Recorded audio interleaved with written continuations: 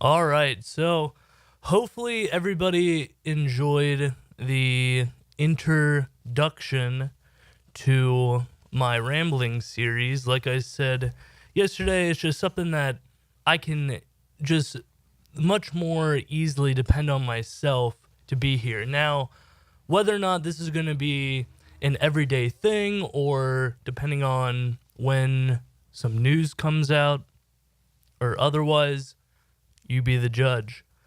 But today, I just wanted to get a little bit more focused and detailed on each of the individual things that I spoke about yesterday in episode number 1. Now, I covered the Freestyle Friday, our DJ jams, our DJs in general, the Compound, which is our property production studio, and I spoke about Doubleson and Donuts. What I think I want to do is break that apart a little bit. And in each of these episodes, I'm going to do a deep dive into each of the subjects. And, I really just want to give thanks and praise to the people that have put us in these positions, whether or not it's 101.1 The Wiz with the Freestyle Friday, Timeless with the DJ Jams alongside of Doubleson, everything we do with Donuts and Alcohol as far as helping them produce their seasons, as well as all the bars that allow DJ Hope to come and spin on a very weekly basis, in addition to talking a little bit about the Compound and what we're really working on, whether or not that's replacing doors or putting in water heaters, all that very, very exciting remodeling news. And just to really give me an opportunity to speak on it a little bit. So one of the hot button topics that I covered yesterday was the Freestyle Friday. And that is what the topic of today's discussion is going to be about, right? I'm just going to kind of lay out the past 30 episodes, the past 30 weeks, let's just call it. And I just want to give a big shout out to JDough. We met him through the Cincy Secret show, or at least got, closer with him business-wise, through Donuts and Alcohol and Doubleson. So shout out to the Cincy Secret show. And when I first met JDough, I really, admired him because as a kid from the east side of town, The Wiz was the only hip-hop that I really had. Sure, I could go to a CD shop and pay for a CD, but, for me, what's easier than just throwing on the radio, right? So I grew up with DJ JDough on the radio as the god of hip-hop, right? And those, were some of the first conversations that I and JDough had. And, I really let him know that, I was a big fan and that I would be willing to, put whatever I had behind, what he had going on. And in the beginning, we were talking about EPKs, which is an electronic press kit, but it's not like we really had any press for him. So we started talking about different pieces of content that we could do, such as the listening parties. So the first listening party that we had with DJ JDough was Preem, which originally known as P Rain, or even before that, Preem, up in Canada, the artist that is on the OVO label with Drake and one of Drake's buddies, Preem. That was the first opportunity that we had to make a little vlog, little recap, and that was the start of the content. Then, as we move forward, we had the first episode, which I believe was Monty C.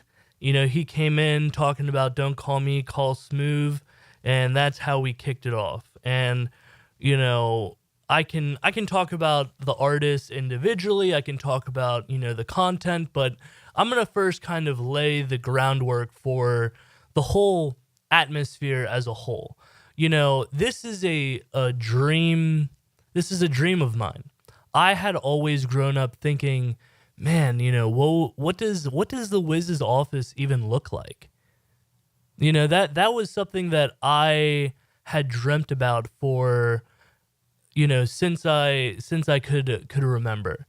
And I think that I have been so fortunate to be able to go up there on a daily, or not daily, but weekly basis and work with JDough, work with A+, big shout out to A+, big shout out to Tropicana. We met, chopped it up. And, one of the main things that we spoke about was, whether or not it was sponsors or whether or not it was different partnerships that we could have collaborated with. And, we, really weren't getting the views that whether or not it was on their website or, what traffic we really brought. If the sales department didn't see numbers, what are they supposed to sell? So although I do enjoy editing and, from the bottom of my heart, I enjoy it. Like, I love doing this. And I think that was, really the most difficult thing because, you tend to take more risk when it's something that you love. And I think that this is definitely something that I loved because, I loved giving opportunity. And this was the main thing that JDough and us really spoke about, was breaking artists or breaking college beats as an outlet.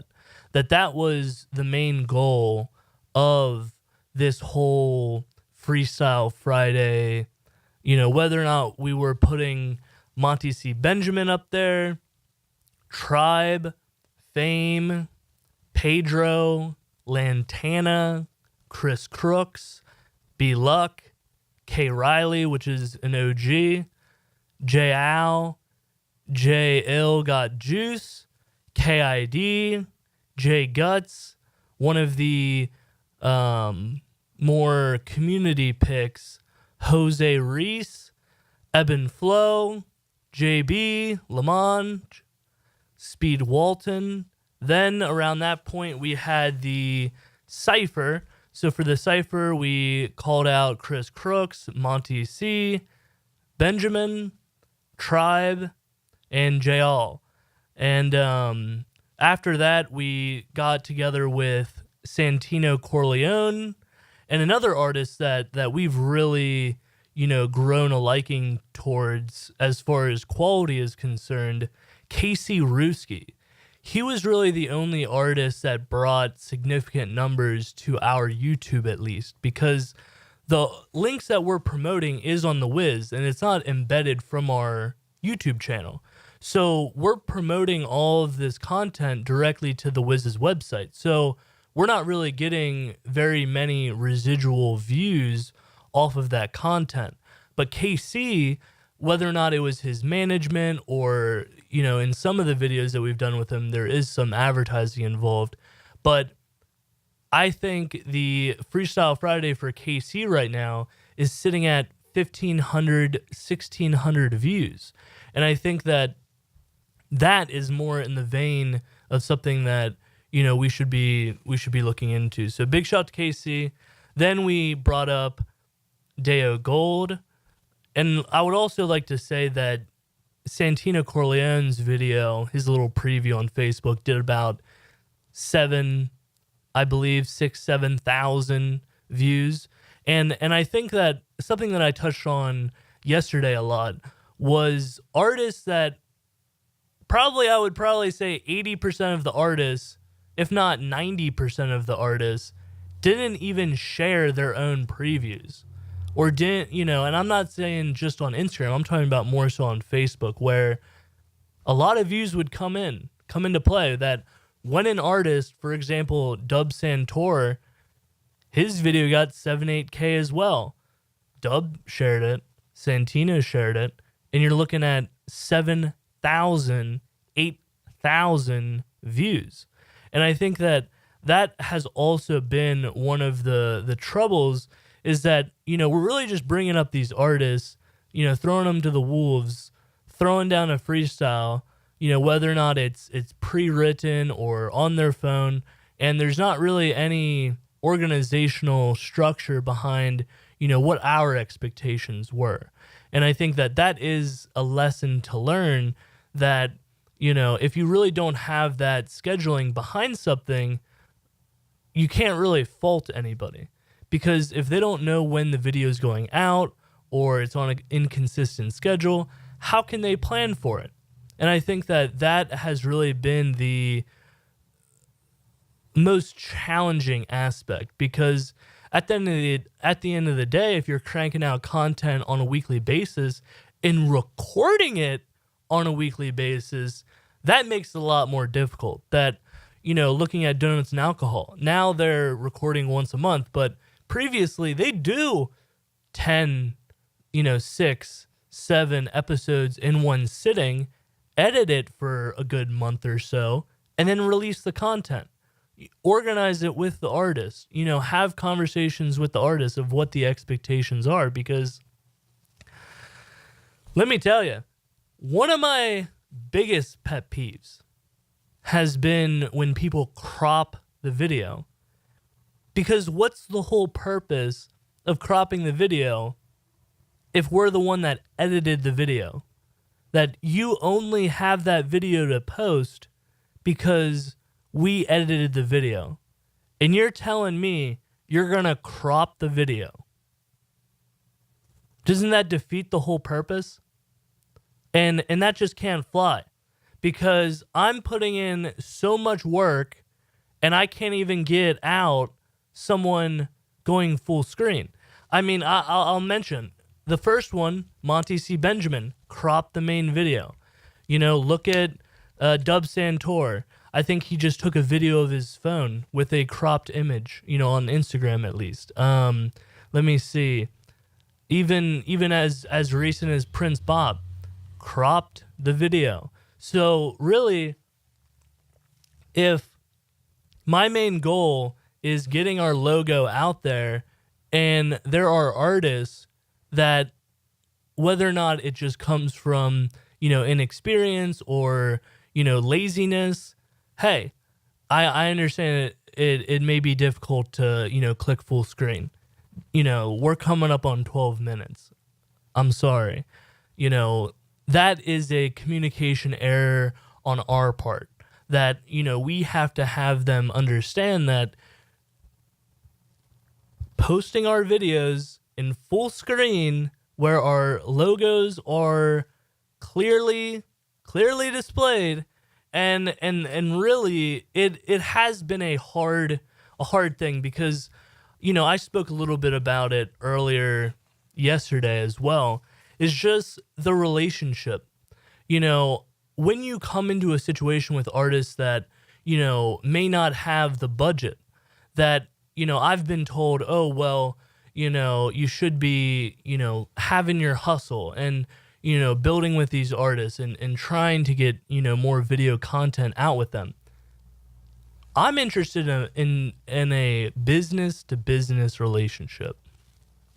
And I think that was not clearly understood, because at the end of the day, scalability wise, couple $100 jobs here and there is not gonna pay for my child's education. It's not gonna pay for my health insurance. It's not gonna pay for my insurance, right?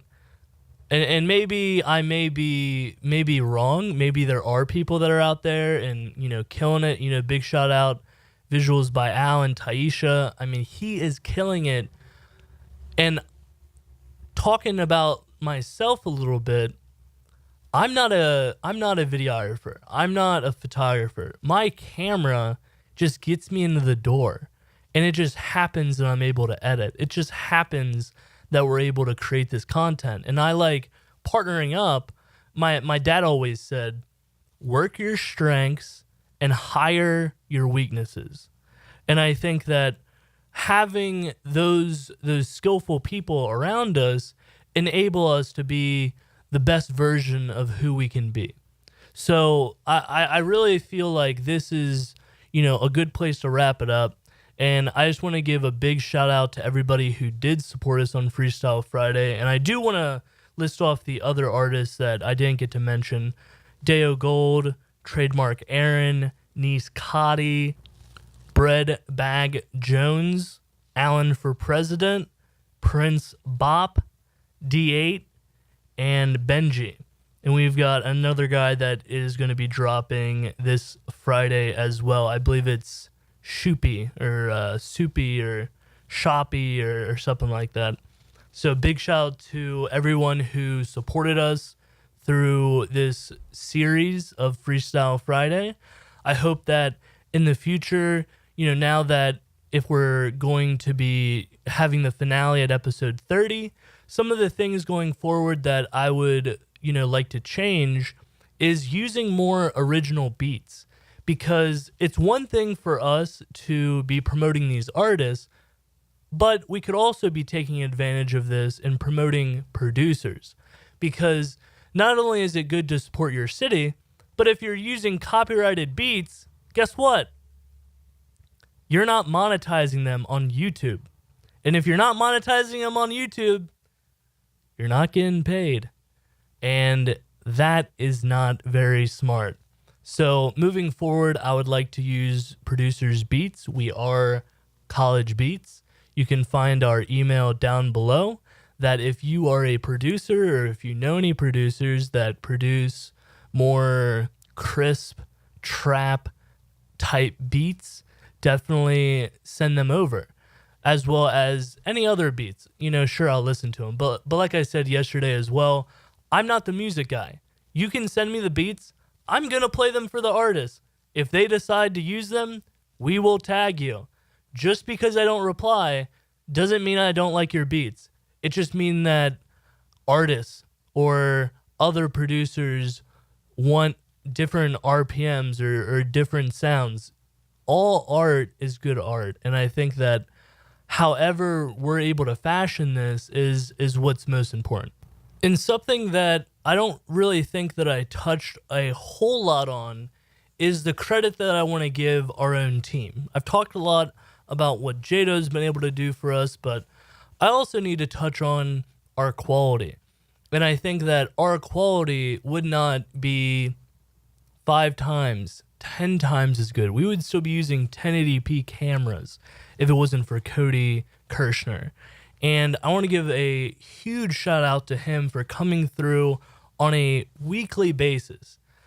I would have not been able to do this without you, man. You've been a partner in crime.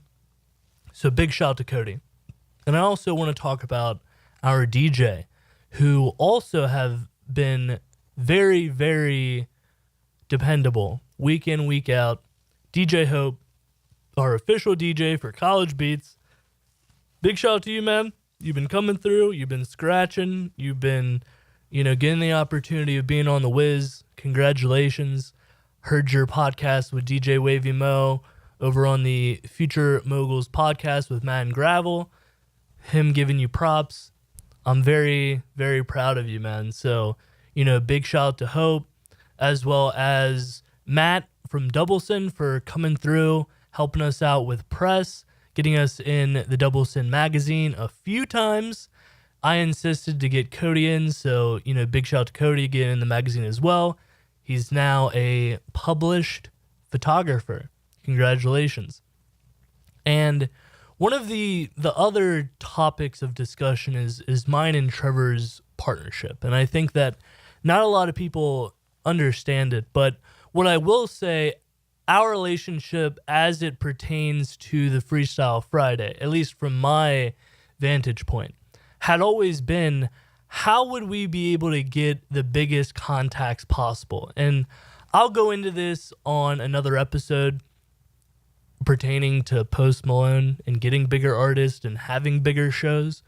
But that was really my biggest ambition behind working with the Wiz, because they've got the contacts. And I think that that was something that I wanted to take advantage of, but Trevor does not believe that we are ready to do.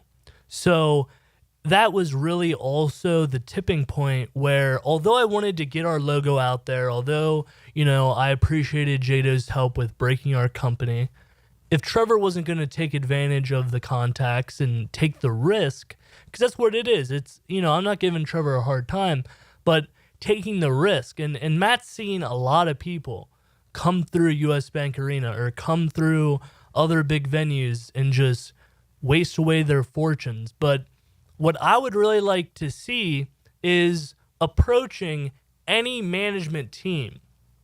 A management team, not an artist, a management team, or Universal Music Group, or Atlantic Records, or No Jumper, or, some sort of organizational structure, and say, hey, we're looking to do a show. We're looking to partner up. We're looking to collab. Even if the first couple episodes, not episodes, but even the first couple of events, we don't need to have college beats, particularly anywhere, right? Let us get this ball rolling financially so then we can at least have some sort of foundation with a team, whether or not that be Def Jam or RCA, where we could find a group of individuals that are already curating events, already having relationships with promoters, where I don't want to say it would have been a guaranteed opportunity, but that was at least my thought process in anything that I do. And I think that we'll talk about, maybe me and Trevor will have a podcast of our own at some point, but that is really what is in my conscience, what is in my brain, that I'm really all about big moves only. And I spoke about that, dream chasing. I dreamt of being at the Wiz and just witnessing what it looks like. And from going from just visualizing things to actually being there for 30 plus weeks. I'm truly blessed. And I want to give a big shout to Trevor for having the gumption and the vision to spend the money on the equipment and provide that for us. So big shout to Trevor, aka The Bag. And he's been doing a great job over with the DJs, and I think that that'll be the next episode in this rambling series, will be the DJ jams. And it's pretty similar, and I'll touch on it a little bit right now, that the similar type of situation, we're using a lot of industry music, a lot of copyrighted music. And what is the problem with copyrighted music? Not only is it blocked in other countries, but you certainly cannot monetize it. And if you're not monetizing it, you're not getting paid on it. And if you're not getting paid on it, that's not very smart. So these are all things that could be changed because, in working with Timeless, big shout out to Timeless and Double Sin for the DJ jams. What is Timeless? A recording studio. What do they have? Artists. And the only way you could be on the DJ jams is if you recorded at Timeless. Doesn't that sound like an advertisement and a half? Well, yeah. That's at least how I see the DJ jams, as giving the DJs a list of 100 songs, 200 songs, whoever would opt in or, pay some sort of membership fee to that playlist. And guess what we could also have? A playlist, a DJ jam playlist, where the public could check out the songs as well and check out the mix as well. So these are all ideas that I'm going to cover in the DJ Jam episode, but a little bit of a preview. So thank you. If you don't already know, this was DatDudeTP. And as always, we'll see ya.